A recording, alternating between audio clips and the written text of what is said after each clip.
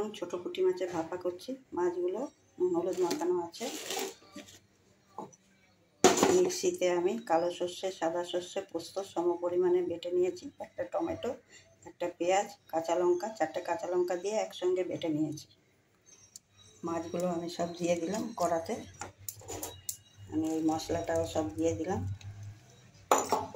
এর মধ্যে একটু হলুদ গুঁড়ো দিলাম, 1/2 চামচ সর্ষের তেল দিলাম, একটু নুন দিলাম পরিমাণ মতো। এবার এগুলো মাখবো। এই যে সব দিয়ে দিয়েছি উপকরণ। এর মধ্যে 3টে কাঁচা লঙ্কাও দিয়ে দিলাম। এগুলো আমি সব একসাথে মাখাবো।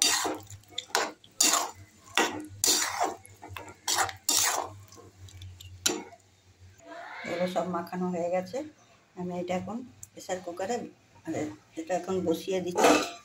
একদম জিরো আঁচ করে, জিরো থেকে একটু লো টু মিডিয়াম আছে বসাচ্ছি। আমি এটা কড়াতেই বসিয়েছি। এখন আমি এটা ঢাকা দিয়ে দেবো। ফুল করে প্রেসার কুকার বলে দিয়েছি। মাছ ভাপাটা হয়ে গেছে। এরপরে আমি সর্ষের তেল ছড়িয়ে দিলাম।